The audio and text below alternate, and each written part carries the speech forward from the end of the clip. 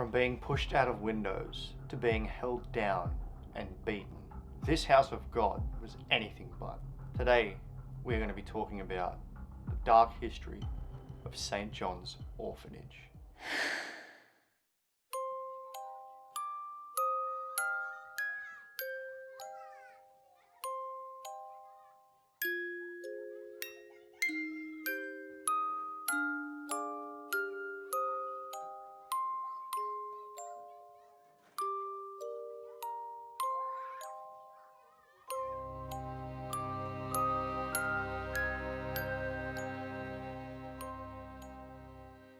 St. John's Orphanage is an abandoned orphanage in the middle of Goulburn, New South Wales, Australia.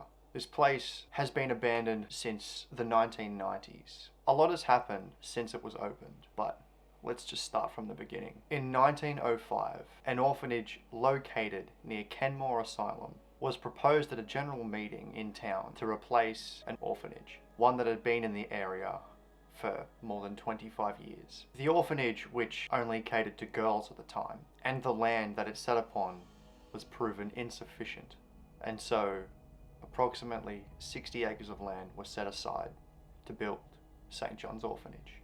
This architectural monument had its stone foundation laid on March 17th, 1912, and it was blessed by Bishop John Gallagher. This place wasn't officially opened until about a year later in 1913, which, once again, upon its opening, was blessed by Bishop John Gallagher.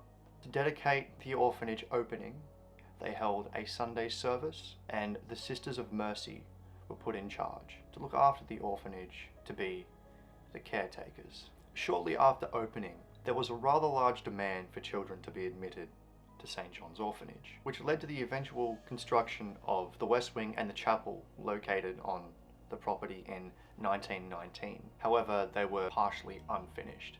They remained that way due to lack of funding, and so the Sisters of Mercy had to refuse admission. In 1924, a new wing was constructed in memory of Bishop John Gallagher, as he had passed away at this time. In addition to the new wing being built, there were a lot of classrooms and dormitories built. Throughout its 66 years of operation, the orphanage took in around 2,500 individuals. Approximately 4% of the boys that stayed there were orphans, whereas the remainder had living parents who were either too poor to be able to afford the child, or they were troubled families just unable to look after them. Only boys aged between 5 and 16 were taken in. They also did take in families or individuals who were in need. One of the Sisters of Mercy's aims were, if you entered in with a sibling, you were meant to be kept together. Now that is a really good thing. That meant that if you were to be adopted, your brother or sister was also to be adopted. However, the sisters were often housed at St. Joseph's Orphanage.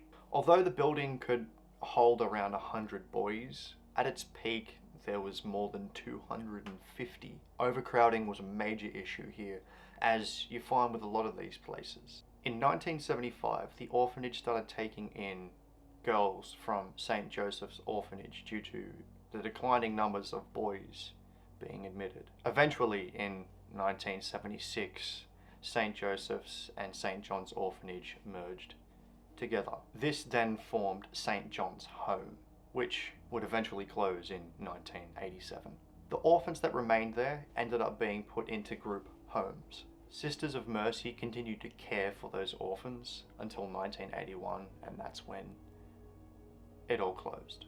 From 1979 to 1994, the building was leased to Youth with a Mission, where people travelled from overseas in order to receive discipleship training courses. After Youth with a Mission left in 1994, the building was left to rot and deteriorate. It's laid abandoned since then. Now, some first-hand accounts state that living in the boys' home, living in St. John's Orphanage, was actually quite pleasant. You know, they had food, they had shelter, they had clothes, they had things to do, they got an education, everything seemed to be going well. However, there are some accounts that take on a much more sinister tone. A statement from a boy who was a former resident in 1944 stated that he witnessed the cook's son throw his older brother down a flight of stairs, with fresh food never being served. They suffered stomach problems and were often beaten because they wouldn't eat, because they couldn't eat. Apparently, the place was so overcrowded that they would use urinals, they would use the lawn or drains as toilets just because there wasn't enough amenities to hold the capacity of children that were there. You were given cold showers as punishment, and if you were to so much as look at another boy, it was seen as a sin and you were swiftly beaten. All your clothes were washed once a week, no matter how dirty they got. You were given shoes that were too small or too big for you, expected to grow into them, and any of your belongings that you got or any letters that you received from outside of the orphanage, you never got. They became the church's property.